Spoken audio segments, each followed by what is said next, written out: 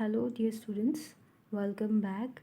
सो आज मैं करूँगी discussion of chapter 2, okay, from SEBA class 10 history textbook. So मैंने पार्ट 1 ऑलरेडी अपलोड कर दिया है, please go and check it out. आज होगा डिस्कशन पार्ट 2 एंड आज मैं डिस्कस करूँगी सत्याग्रह के बारे में, okay, and also a little bit about why Gandhi initially cooperated with the British, but later on he turned into a non-cooperator। और फिर हम देखते हैं कि गांधी जी ने कैसे मास मूवमेंट का लीडरशिप दिया इंडिया में। ओके, सो हम लोग पहले ही पढ़ चुके हैं कैसे वो एक बहुत ही इन्फ्लुएंशियल लीडर उभर के आ गए थे। और जब वो इंडिया में आए तो उन्होंने भी 3 जगह में इनिशियली सत्याग्रह अपनाया। एक था चंपारण, एक था खेड़ा और एक था अहमदाबाद में। ठीक है, तो हम लोग वही पढ़ेंगे। तो let us begin with the word satyagraha. So let us begin with the word satyagraha. तो the word satyagraha was first used by Gandhi in South Africa, ये याद रखना। So it is a compound of 2 separate words. First है satya which means truth in Hindi या फिर Sanskrit, and agraha adherence और holding fast, मतलब सत्य से सत्य को अपनाना, तो सत्याग्रह।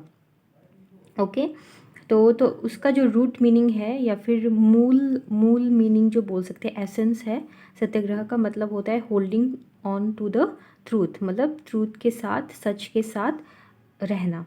ठीक है, तो Gandhi explain that satyagraha was not mere passive resistance.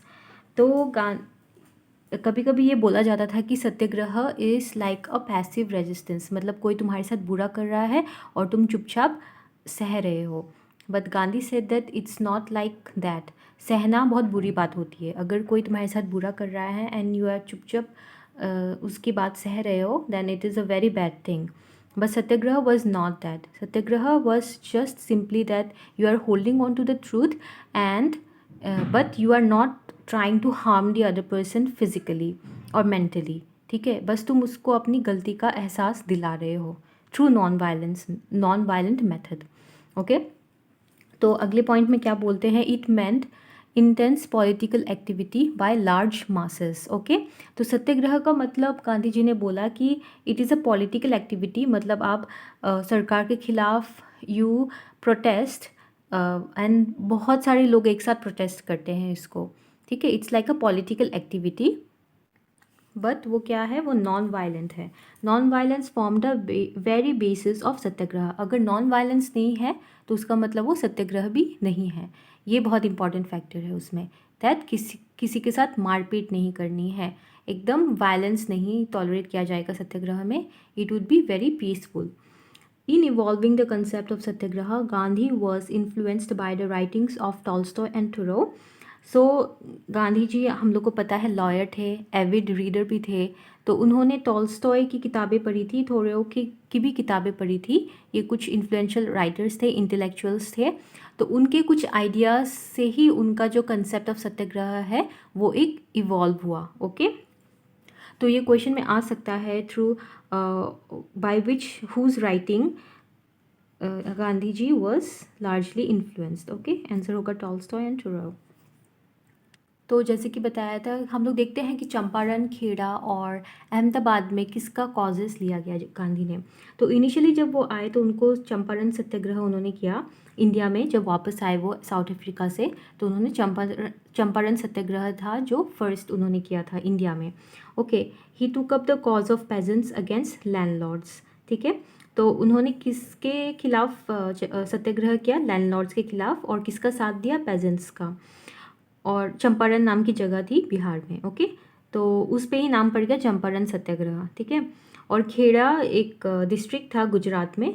तो वहाँ पे क्या क्या किया उन्होंने, in Kheda death of farmers against the collection of land revenue, तो व्हेन देयर क्रॉप्स फेल्ड।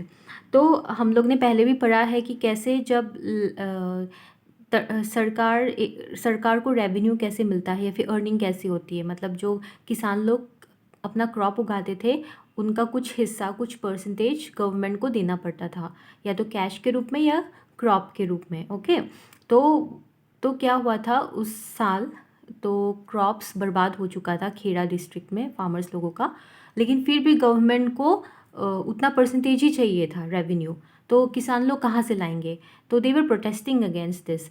तो उसी में गांधी जी ने उनका साथ दिया, ठीक है, सत्याग्रह। और मतलब हम लोग ये पढ़ रहे हैं, उसका मतलब है इट वॉज सक्सेसफुल। ओके, इन अहमदाबाद में क्या हुआ, ही टूक up the cause of the mill workers against the mill owners. तो हम लोग देखेंगे कि मिल वर्कर्स जो थे, छोटी छोटी जो फैक्ट्रियाँ होती है, मिल आप जानते ही होंगे, तो उसके जो वर्कर्स थे उनके कुछ डिमांड्स थी, तो उनके साथ गांधी जी खड़े हुए एंड मिल ओनर्स के खिलाफ उन्होंने सत्याग्रह किया अहमदाबाद में। तो हम लोग देखते हैं कि लार्जली जो पुअर पीपल थे, जो हेल्पलेस पीपल थे, ओके, पोवर्टी में थे, फार्मर्स, वर्कर्स, इन नीचे तबके के लोगों के साथ गांधी जी ने एक मास लीडरशिप दिखाई। ओके, सो नेक्स्ट पॉइंट देखिए, in each of the cases the strategy adopted was satyagraha and the principles were truth and non violence. Okay, ये दो प्रिंसिपल्स हमेशा साथ रहे हैं सत्याग्रह के। And in every case the real force working under Gandhi was mass participation.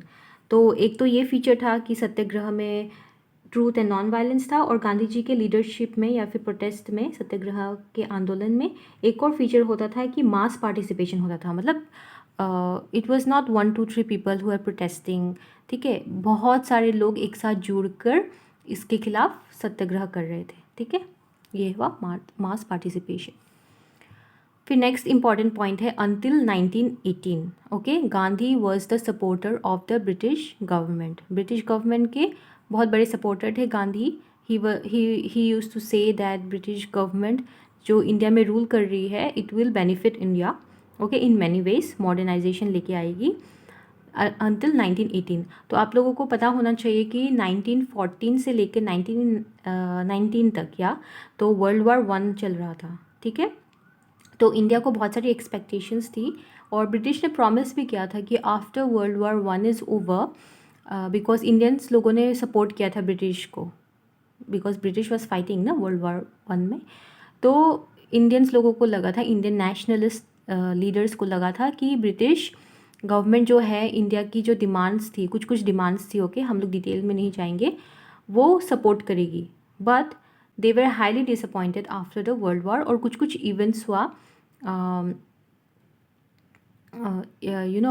कुछ कुछ events हुआ 1919 के बाद, जो गांधी जी को कम्प्लीटली बदल दिया। ब्रिटिश के जो सपोर्ट करते थे वो एकदम भी सपोर्ट नहीं करने लग गए, और इसकी वजह से इसके बाद से हम लोग जो भी देखते हैं, गांधी जी का लीडरशिप एकदम स्ट्रांग होता गया। ओके, इंडियन सिनेरियो में, इंडियन मास स्ट्रगल में हम लोग जो बोलते हैं। तो ये देखिए, Indian nationalist had expected a major political gains after the great war of 1914-1918 and it was remained unfulfilled. The post-war years were marked by severe economic hardships. The Indian industries faced losses and closure. The workers faced unemployment, high prices and poverty.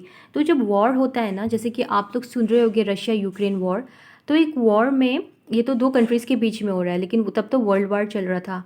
तो इसमें बहुत बहुत ज़्यादा नुकसान होता है, क्योंकि सारा जो भी एक तो आर्मी को फीड करने के लिए राशन चाहिए होता है, फिर उनके लिए मतलब सारा जो प्रोडक्शन है ना कंट्री का, जो सारा डायरेक्शन है वो इंटरेस्ट जो है आर्मी और वॉर के तरफ हो जाता है। तो उससे क्या होता है, जो देश में ओके कॉमन पीपल को बहुत ही हार्डशिप फेस करना पड़ता है, ठीक है। I will not go into detail, okay, just you understand that during the war and after the war, these are the 2 times that common people have to face lot of hardship। और India में भी यही हुआ। तो Indian industries जो है बहुत सारी लॉस पे गई और उनका क्लोजर हो गया। उसका मतलब क्या हुआ, एक आमदनी का ज़रिया चला गया, जिसकी वजह से जो वर्कर्स थे इनमें काम कर रहे थे उनकी भी आमदनी चली गई, दे फेस्ड अनएम्प्लॉयमेंट। और ऊपर से क्या हो रहा था, चीज़ों के दाम एकदम बढ़ रहे थे और पोवर्टी बढ़ रही थी, ठीक है।